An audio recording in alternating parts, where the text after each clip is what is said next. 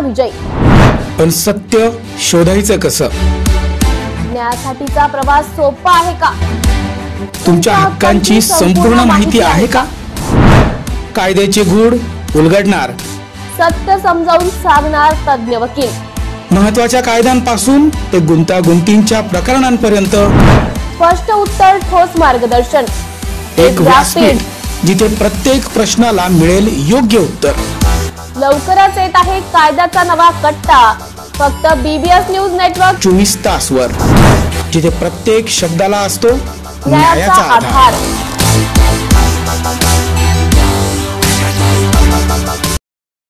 न्याय म्हणजे तुमचं स्वागत करते BBS न्यूज मध्ये। पाहूयात आजच्या ठळक घडामोडी। शरद पवार गटाचे आमदार असा शब्द मी वापरला, छगन भुजबळ।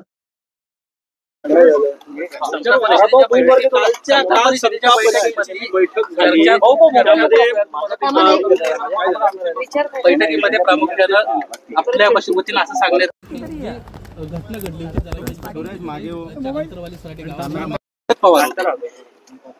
मी असा शब्द कुठे वापरला नाही।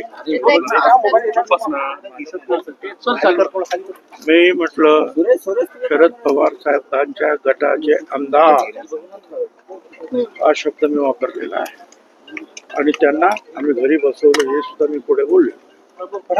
आणि मी हे पण म्हणालो शरद पवारांना हे अगोदर सांगितलं होतं की सांगितलं असतं 84 पोलीस आणि महिला पोलीस जखमी झाल्या तर कदाचित ते आले नसते, परंतु एकतर्फी सांगण्यात आलं आणि त्यामुळे ते गेले म्हणून उद्धव ठाकरे गेले आणि हा मोठा हे माझं पुढं। सर, माजी आमदार मराठवाड्यातलाच आहे राजेश टोपेबाबत तुम्हाला बोलायचं जालना जिल्ह्यात मला माहित नसेल तर कशा शोधून काढा ना तिथला आमदार। मी बोललेलो आहे कोणाला घरी बसवलं हे तुम्हाला माहिती आहे। राजेश टोपे असं म्हटलं की ओबीसींनी एकत्र आलं तर जे जरांगे पाटील खरं तर या सगळ्या प्रकरणामध्ये जर आपण पाहिलं तर बैठका असतील किंवा जरांगेंना भेटणं असेल त्याच्यामध्ये राजेश टोपे पाहायला मिळते। राजेश टोपेंच्या बाबतीत हे बघा, बापूराव वाळेकर ते तिथले ग्रस्त त्याच्यात असलेले त्यांनी ही सगळी गोष्ट सांगितली की रात्री 2 वाजता मीटिंग झाली आणि दगड जमवण्यात आले आणि सकाळी पोलिसांनी वाळेकर मला नंतर नाव आठवत नव्हतं, रात्री त्यांनी कुणीतरी सांगितलं त्यांचं नाव वाळेकर त्यांनी सांगितलं। शरद पवारांनी चुकीच्या पद्धतीने ब्रीफिंग करण्यात आलं थोडक्यात त्या सगळ्या विषयात। साहजिक आहे ना, लोकांना मारलं, खूप महिलांना मारलं, ते गेले। अरे पण त्यांना सांगितलं असतं की 84 पोलीस हॉस्पिटलमध्ये आहेत, कदाचित ते पोलिसांना पण बघायला गेले असते, ते एकतर्फी गेले। त्याच्या अगोदर त्यांनी 23 वेळा उपोषण केलं होतं, कोणी त्याच्याकडे बघत नव्हतं। पण पवार साहेब गेले म्हणून उद्धव ठीक आहे आणि झालं, मग सगळं चाललं। पण एखादा तुम्ही बोलताना असं म्हटलंय की जे जरांगे पाटील यांना समर्थन करतात त्याच्याजवळ जातात त्यांना ओबीसीने एकत्र येऊन धडा शिकवायला पाहिजे, याचा कसा अर्थ काढायचा आगामी? तसा काय अर्थ काढायचा ते लोक ओबीसीचे आमचे कार्यकर्ते काढतील, तुम्ही काळजी करू नका। नागपूरमध्ये मीटिंग पार पडली, मुंबईत देखील मोर्चाचा प्लॅन होता अशी एक चर्चा होती, काय नेमकं ठरलंय काय? आम्ही सांगितलं, कालच विचारलं, मुंबईत येणार, दिल्लीत येणार, बीडला येणार। आम्ही आमच्या पद्धतीनं जे आहे ठिकठिकाणी जे आहेत महात्मा फुले समता परिषदेतर्फे ओबीसी एल्गार रॅलीज आम्ही घेणार आणि आम्ही सुद्धा उतरणार, कारण जर नाशिककरांसाठी जाहीर आवाहन। पावसाळ्यात अतिसार, गॅस्ट्रो, कॉलरा यांसारखे दूषित पाण्यामुळे होणारे आजार होऊ नयेत म्हणून उघड्यावरील अन्नपदार्थ व कापलेली फळे खाऊ नका। पिण्याचे पाणी गाळून 10 मिनिटे उकळून प्या। जेवणापूर्वी व बाळास भरवण्यापूर्वी हात स्वच्छ धुवा। ताक, शहाळ्याचे पाणी, डाळीचे पाणी भरपूर प्रमाणात प्या आणि ताज्या अन्नपदार्थांचे सेवन करा। रोगाची लागण झाल्यास त्वरित डॉक्टरांचा सल्ला घ्या। स्वच्छता पाळा, रोग टाळा। सार्वजनिक आरोग्य विभाग, मनपा नाशिक द्वारे जनहितार्थ प्रसारित। यवतमाळ जिल्ह्यात शेत शिवारातील पिकांची माती बघून शेतकऱ्यांचं मन हेलावून टाकणारा आक्रोश. यवतमाळ जिल्ह्यात अतिवृष्टीमुळे खरीप हंगामातील पिकांना त्रासला आहे. शेत शिवारातील पिकांची माती बघून शेतकऱ्यांचा आक्रोश मन हेलावून टाकणार आहे. आर्णी तालुक्यातील 2 शेतकऱ्यांचे व्हिडिओ व्हायरल झाले आहेत. आर्णी येथील शेतकरी सय्यद रहीम यांच्या मुलीचं 3 महिन्यानंतर लग्न आहे. 5 एकरात सोयाबीन टाकलं, मात्र अतिवृष्टीमुळे पीक पूर्ण मातीमोल झाले आहे. त्यामुळे मुलीचं 3 महिन्यानंतरचं लग्न कसं करावं असा प्रश्न शेतकरी सय्यद रहीम यांना सतावत आहे. संकटात सापडलेल्या शेतकऱ्याने शेतात आक्रोश करून टाहो फोडला. तर घाटजी तालुक्यातील भांबोरा येथील कापूस उत्पादक शेतकरी संजय नुसरसिंग राठोड या शेतकऱ्यांचं शेत नाल्याकाठी असून शेतातील कपाशीचं पीक पूर्ण वाहून गेलं आहे. त्यामुळे शेतकरी हा आर्थिक अडचणीत सापडला आहे. नाशिककरांसाठी जाहीर आवाहन. पावसाळ्यात अतिसार, गॅस्ट्रो, कॉलरा यांसारखे दूषित पाण्यामुळे होणारे आजार होऊ नयेत म्हणून उघड्यावरील अन्न पदार्थ व कापलेली फळे खाऊ नका. पिण्याचे पाणी गाळून 10 मिनिटे उकळून प्या. जेवणापूर्वी व बाळास भरवण्यापूर्वी हात स्वच्छ धुवा. ताक, शहाळ्याचे पाणी, डाळीचे पाणी भरपूर प्रमाणात प्या आणि ताज्या अन्न पदार्थांचे सेवन करा. रोगाची लागण झाल्यास त्वरित डॉक्टरांचा सल्ला घ्या. स्वच्छता पाळा, रोग टाळा. सार्वजनिक आरोग्य विभाग, मनपा नाशिक द्वारे जनहितार्थ प्रसारित. कल्याणच्या आचार्य अत्रे नाट्यगृहात प्रेक्षकांचा गोंधळ. पाण्याच्या बॉटलवरून मोठा वाद. कल्याणच्या आचार्य अत्रे नाट्यगृहात प्रेक्षकांचा गोंधळ. रविवारी जिग्नेशभाई जोरदार या गुजराती नाटकाचा प्रयोग कल्याणच्या आचार्य अत्रे नाट्यगृहात आयोजित करण्यात आला होता. रात्री 10:30च्या दरम्यान या नाटकाच्या इंटरव्ह्यू मध्ये अनेक प्रेक्षक उपहारगृहात खाण्यासाठी आणि पिण्यासाठी गेले. उपहारगृहात एक्सपायरी 20 रुपयांची बॉटल 30 रुपयांना विक्री करत असल्याने प्रेक्षक संतप्त. तब्बल 2 तास कॅन्टीन चालकाला धाऱ्यावर धरलं. प्रेक्षकांनी नाट्यगृहात घातला गोंधळ. ग्राहकांचा गोंधळ पाहता कॅन्टीन चालकाने आपली चूक मान्य मागितली माफी. मात्र नागरिकांचा संताप पाहता स्थानिक पोलीस घटनास्थळी दाखल होते. एक्सपायरी माल जप्त करत सुरू केला तपास. हे नाटक आहे जिग्नेशभाई जोरदार जैन सोशल ग्रुप तर्फे दाखवण्यात येतं आहे. गुजराती नाटक आहे. हे नाटक बघायला आज 18 तारखेला रात्री 9:30 वाजता हा प्रयोग सुरू झालेला आहे. आम्ही सगळे आलेलो आहोत. त्यानंतर तुम्ही इकडे कोल्ड्रिंक घ्यायला आले तेव्हा काय नेमकं काय म्हणताय? कोल्ड्रिंक घ्यायला आले तेव्हा काय नेमकं इकडे दिसलं? कोल्ड्रिंक घ्यायला आला तेव्हा त्या माणसाने त्या कोल्ड्रिंकच्या बॉटलवरती डेट बघितलं तर ती एक्सपायरी आहे. त्याला सांगितलं की एक्सपायरी डेटेड कोल्ड्रिंक आहे. तर तो म्हणतो तुम्हाला घ्यायचे तर काय, नाही तर हेच आहे, जा इकडनं निघा म्हणून अरोगंटली बोलतो. कोल्ड्रिंकच्या MRP व्यतिरिक्त जास्त शुल्क घेतो तो. आणि त्यानंतर जेव्हा एकाला कळलं तेव्हा सगळ्यांनी हे बातमी बघितली तर त्याचं अख्खं फ्रीज आहे ते एक्सपायरी डेटेड कोल्ड्रिंकनी भरलेलं आहे. एक्सपायरी कधीच झालेली आहे. खूप जुना माल आहे तो. किती रुपयाचं कोल्ड्रिंक आहे, किती रुपयाला देतो? साधारण 20 रुपयाचं कोल्ड्रिंक आहे. तो 25 किंवा 30 रुपये चार्ज करतो त्याचं आमच्याकडनं. आता काय मागणी तुमची? काय म्हणताय? काय मागणी काय? मागणी काय म्हणजे याचं सोल्युशन तुम्ही आणलं पाहिजे. एक्सपायरी डेटेड माल तुम्ही जेव्हा विकता तेव्हा लोकांच्या आयुष्याशी, जीवाशी, हेल्थशी खेळताय. तर याचं प्रकरण जे आहे ते गेलं पाहिजे आणि त्याचं व्यवस्थित सोल्युशन झालं पाहिजे. त्याच्यावरती कार्यवाही झाली पाहिजे अशी आमची माग आहे. सागर काय नेमकं आता सगळ्या सागर गंभीरराव माझं नाव आहे. पोलीस आले आधी ते करूयात का?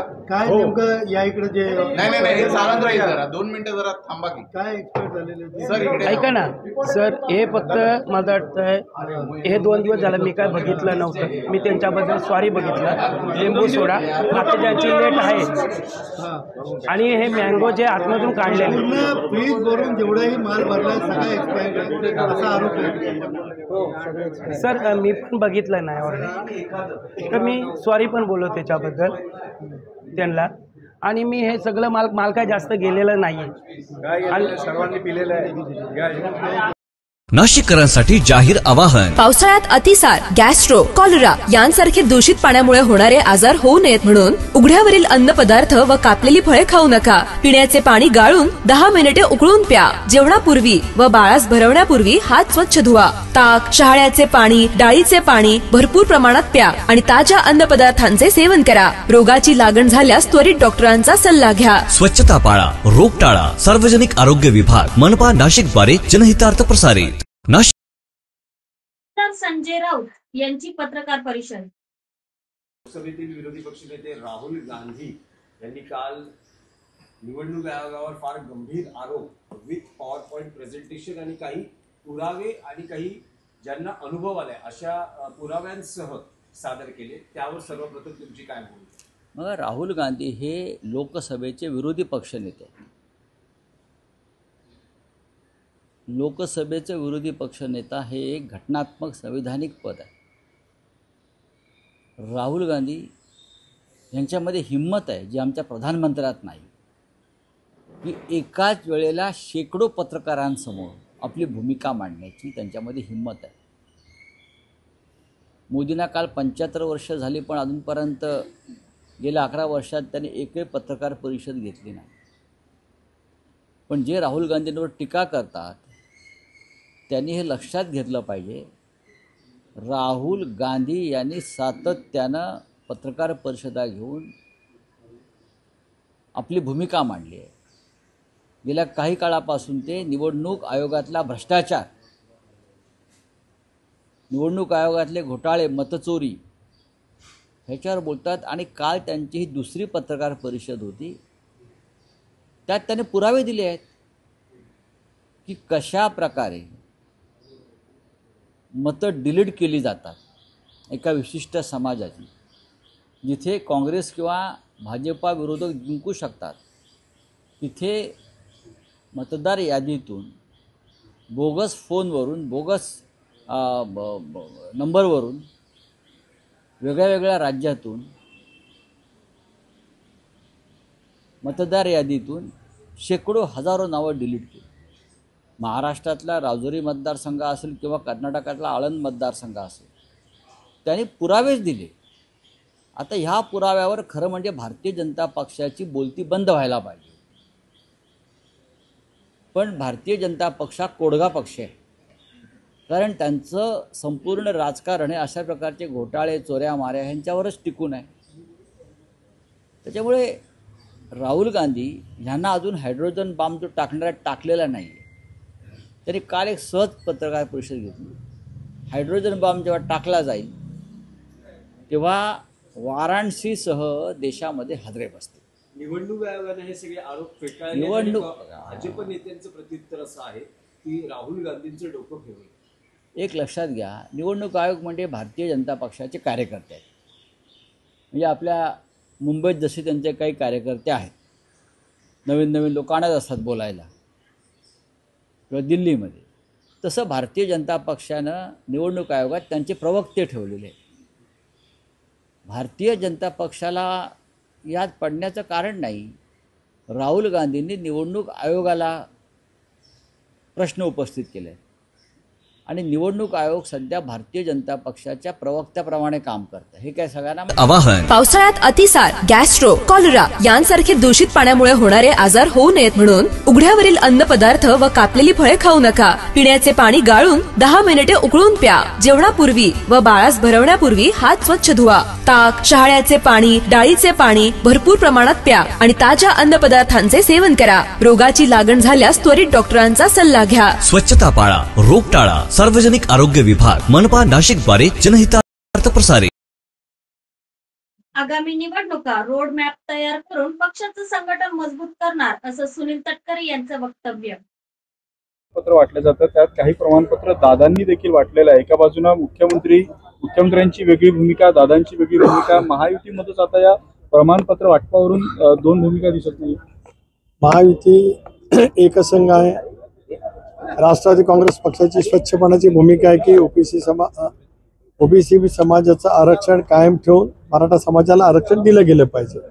आता निघालेले GR त्याचा नेमका काय परिणाम होतो आहे याच्या संदर्भातलं विचारमंथन सुरू आहे आणि पक्षामध्ये या विषयावरती वरिष्ठ नेते परस्परांशी बोलतात. धन्यवाद. नमस्कार नाशिककर. आज आपण आहोत ललित रुंठा ग्रुप यांच्या रुंठा फ्लोरेन्झा या प्रोजेक्टला. तर हा प्रोजेक्ट आहे प्रीमियम लोकेशनला, म्हणजेच गोविंद नगर जवळ. या प्रोजेक्टमध्ये आपण 20हून अशा लक्झरियस अम्युनिटीज दिलेल्या आहेत, जसे की वॉकिंग ट्रॅक, मल्टीपर्पज हॉल आणि यासारख्या भरपूर अशा युनिक अम्युनिटीज. चला तर मग बघूया आपण आपला सॅम्पल फ्लॅट. तर हा आहे आपला प्रशस्त असा लिव्हिंग रूम आणि याला आपण सुंदर अशी बाल्कनी दिलेली आहे. हा आहे आपला डायनिंग टेबल. तर हा आहे आपला किचन एरिया आणि आपण इथे किचन चॉपिंग काउंटर वेगळं दिलेलं आहे. इथे आपण दिलेले आहेत किचन ट्रॉलीज आणि स्टोरेजसाठी आपण इकडे कॅबिनेट्स पण दिलेले आहे आणि प्लस आपण इथे युटिलिटी एरिया पण दिलेला आहे. हा आहे आपला चिल्ड्रन बेडरूम आणि याचं वैशिष्ट्य म्हणजे इथे आपण फोल्डेबल असा बेड दिलेला आहे. इथे आपण दिलेला आहे कॉमन वॉशरूम, ज्याला अटॅच आपण मिरर सुद्धा दिलेला. हा आहे आपला मास्टर बेडरूम आणि ज्याला आपण अटॅच टॉयलेट आणि वॉशरूम दिलेला आहे. मग नाशिककर, कसा वाटला तुम्हाला आमचं सॅम्पल फ्लॅट? तुम्ही पण येत आहे ना आमचं सॅम्पल फ्लॅट बघायला? ओबीसी आरक्षणासाठी शेतकऱ्याची आत्महत्या केलेल्या निवृत्त यादव यांच्या कुटुंबियाची पंकजा मुंडेकडून सांत्वन. ओबीसीचे आरक्षण गेले, त्यात सरकारकडूनही कुणबी प्रमाणपत्राचे वाटप करण्यात आले. आता आपल्या पोरांना नोकऱ्या कशा लागणार या नैराश्यातून बीडच्या बद्रापूर येथे ओबीसी समाजातील एका शेतकऱ्याने गळफास घेऊन आत्महत्या केली आहे. निवृत्ती यादव राहणार बद्रापूर असे आत्महत्या केलेल्या शेतकऱ्याचे नाव आहे. तर याच आत्महत्या केलेल्या निवृत्ती यादव यांच्या कुटुंबियांची मंत्री पंकजा मुंडे यांनी भेट घेतली. कुटुंबाला धीर देत सांत्वन केले आहे. यावेळी पंकजा मुंडे म्हणाल्या की निवृत्ती यादव यांच्या घरची परिस्थिती अतिशय हलाखीची आहे, मात्र त्यांनी हे असे टोकाचे पाऊल उचलले. ते गेल्या काही दिवसांपासून अस्वस्थ होते असं सांगितलं आहे. मात्र कुणीही असे पाऊल उचलू नका, कुणाच्याही आरक्षणाला धक्का लागणार नाही असं मला वाटतंय.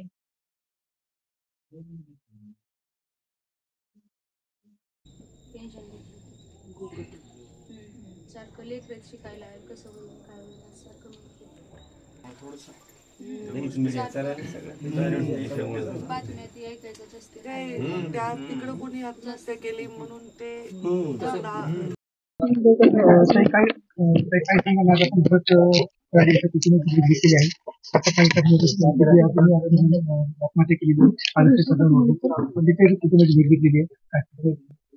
आज माझ्या मतदारसंघामध्ये बर्दापूर या गावामध्ये मी आले होते. तिथे एका माळी समाजाच्या आमच्या अत्यंत चांगल्या जिव्हाळ्याच्या व्यक्तीने आत्महत्या केली. त्यांच्या घरच्यांशी चर्चा केली. त्यांचं तेच म्हणणं होतं की त्यांनी थोडी कच खाल्ली आहे. आता अधिकाऱ्यांशी चर्चा करीन, अजून अधिकची माहिती घेईन. परंतु तिकडे मी वांगदरीलाही भरत कराड यांच्या परिवाराला भेटले. मी एवढंच सांगेन, हात जोडून माझी विनंती आहे की कोणीही असे पावलं उचलू नका, कोणीही कच खाऊ नका. या गोष्टी करणाऱ्यांवर सोडून द्या. संघर्षासाठी तयार राहा, परंतु कुठल्याही गोष्टीत अशा चुकीचे पाऊल उचलू नका. आपला जीव देऊ नका. आपल्या माघारी परिवार असतो आणि त्यांची पण आपली जबाबदारी आहे. आपल्या आजूबाजूच्या सगळ्या लोकांवर त्याचा परिणाम होत असतो. आणि माध्यमांनी माझं आव्हान आहे की आपणही असा प्रकारचे आव्हान लोकांपर्यंत पोहोचवा, कारण एखादी बातमी आत्महत्येची दुसरी बघून सुद्धा मानसिक लोकांवर त्याचा परिणाम होत असतो. तर मी कृपा करून असे कुठलेही पावलं उचलू नका. काहीही कोणाच्याही अडचण येणार नाही, कोणाच्याही हक्कांना धक्का नाही लागणार. अशाच प्रकारचे निर्णय होतील याचा मला पूर्ण विश्वास.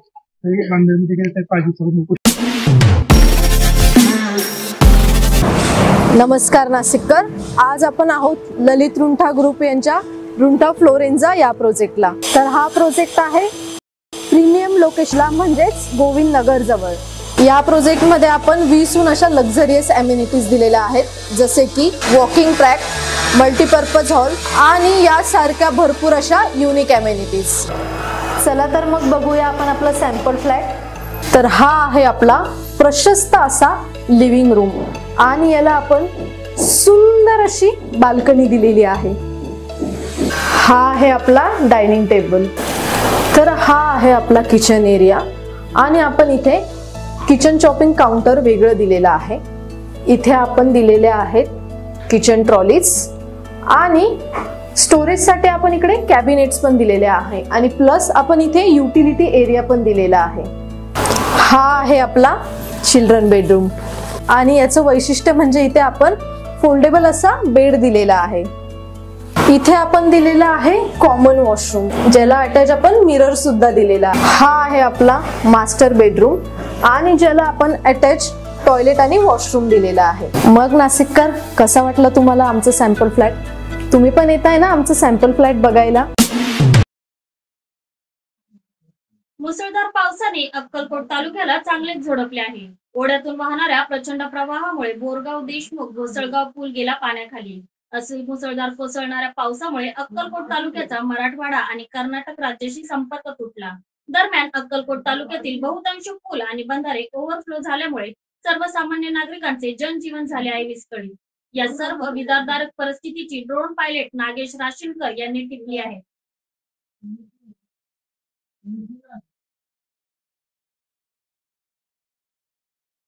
मी गजानन तुकाराम बिराजदार, राहणार बोरगाव देशमुख, तालुका अक्कलकोट। भरपूर दिवसापासून आपल्या या अक्कलकोट तालुक्यामध्ये ओला दुष्काळासाठी आपण कंटिन्यू सोशल मीडियाद्वारे म्हणा, निवेदनद्वारे म्हणा, सगळ्यांना आम्ही निवेदन देत आहोत, हायलाईट करत आहोत की ओला दुष्काळ जाहीर करावं। जास्तीत जास्त शेतकऱ्यांना आपल्याला जशी मदत करता येईल त्या पद्धतीने आपण मदत करायचं आहे, कारण भरपूर नुकसानात प्रमाणात बघितलं तर काय परिस्थिती आहे आता सध्याची परिस्थिती। हे जे मेन पूल आहे, मागचा जे पूल आहे, ह्या पूल आणि एक बाजूला बोरगाव पूल आणि बोरगाव घोडसगाव पूल, ह्या पुलाची मेन परिस्थिती भरपूर दिवसांनी हे पेंडिंग आहे। इकडून तिकडे जाता येत नाही आहे आणि पेशंट असो, गरोदर महिला असो, हे सर्वात मोठा प्रॉब्लेम आहे की आपण इथून कुठंच हलता येत नाही। चौबाजूने घेरलेलं गाव आहे, वरती घोडसगाव तलाव असल्यामुळे पाण्याचा विसर्ग भरपूर होतो आणि शेतकऱ्यांचं जे यंदा उडीदपासून सोयाबीन, उडीद आणि कांदा हे जे आहे भरपूर प्रमाणात नुकसान झालेलं आहे, 100% पूर्णपणे नुकसान झालेलं आहे। आणि संपूर्ण ज्यांचे बांध वगैरे, विहीर वगैरे आहेत ते पूर्ण मातीने भरून विहिरी पण बुजलेल्या आहेत व बांधारे, पाटबांधारे सगळं फुटून नुकसान झालेलं आहे। त्यासाठी सरकारनं एवढीच विनंती आहे की जास्तीत जास्त प्रमाणे ओला दुष्काळ जाहीर करून सर्व शेतकऱ्यांना पंचनामा करून सरसगट नुकसान भरपाईची मोठी रक्कम देऊन मदत करावी, हीच या नाशिककरांसाठी जाहीर आवाहन। पावसाळ्यात अतिसार, गॅस्ट्रो, कॉलरा यांसारखे दूषित पाण्यामुळे होणारे आजार होऊ नयेत म्हणून उघड्यावरील अन्नपदार्थ व कापलेली फळे खाऊ नका। पिण्याचे पाणी गाळून 2 मिनिटे उकळून प्या। जेवणापूर्वी व बाळास भरवण्यापूर्वी हात स्वच्छ धुवा। ताक, शहाळ्याचे पाणी, डाळीचे पाणी भरपूर प्रमाणात प्या आणि ताज्या अन्नपदार्थांचे सेवन करा। रोगाची लागण झाल्यास त्वरित डॉक्टरांचा सल्ला घ्या। स्वच्छता पाळा, रोग टाळा। सार्वजनिक आरोग्य विभाग, मनपा नाशिक द्वारे जनहितार्थ प्रसारित। कल्याण जवळील मोहने परिसरात एनआरसी कंपनीची सुरक्षा भिंत कोसळली, वाहनांचे मोठे नुकसान झाले आहे। कल्याण जवळील एनआरसी कंपनी परिसरात सुरक्षा भिंत कोसळली आहे। भिंतीजवळ असलेल्या वाहनांचे मोठे नुकसान। भिंतीखाली 4 रिक्षा, 5 दुचाकी आणि 1 चारचाकी असल्याने या वाहनांचे मोठ्या प्रमाणात नुकसान झाले आहे। पहाटेची 5 ते 6 वाजेच्या दरम्यान घटना घडल्याने सुदैवाने जीवितहानी टळली, मात्र गाड्यांचे मोठ्या प्रमाणात नुकसान झाल्याने स्थानिक नागरिकांचा संताप होतोय। आज पहाटे सकाळी 5:13 ते 5:15 वाजाच्या सुमारास मोठ्याने आवाज आला। मोठ्याने आवाज आल्यामुळे मी घराच्या बाहेर आलो, बघितलं तरी समोरची भिंत पडली होती आणि त्या भिंतीखाली 4 ते 5 ऑटो रिक्षा, 4 दुचाकी वाहनं आणि एक 4 व्हीलर त्या भिंतीच्या खाली दबली गेली असून इथे कुठली मनुष्यहानी झालेली नाही आहे, पण इथं 4 रिक्षा आणि 5 रिक्षा आणि 4 दुचाकी आणि एक 4 चाकी वाहनाचं मोठ्या प्रमाणात नुकसान झालेलं आहे, ते तुम्ही बघू शकता।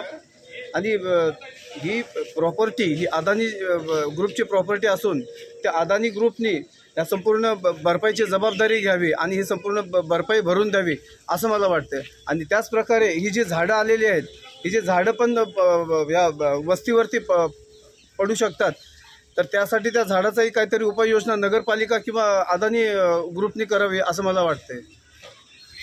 नाशिककरांसाठी जाहीर आवाहन। पावसाळ्यात अतिसार, गॅस्ट्रो, कॉलरा यांसारखे दूषित पाण्यामुळे होणारे आजार होऊ नयेत म्हणून उघड्यावरील अन्नपदार्थ व कापलेली फळे खाऊ नका। पिण्याचे पाणी गाळून 10 मिनिटे उकळून प्या। जेवणापूर्वी व बाळास भरवण्यापूर्वी हात स्वच्छ धुवा। ताक, शहाळ्याचे पाणी, डाळीचे पाणी भरपूर प्रमाणात प्या आणि ताज्या अन्नपदार्थांचे सेवन करा। रोगाची लागण झाल्यास त्वरित डॉक्टरांचा सल्ला घ्या। स्वच्छता पाळा, रोग टाळा। सार्वजनिक आरोग्य विभाग, मनपा नाशिक द्वारे जनहितार्थ। आजचे बातमीपत्र इथेच संपले। भेटूया पुढच्या भागात नवीन घडामोडींसह।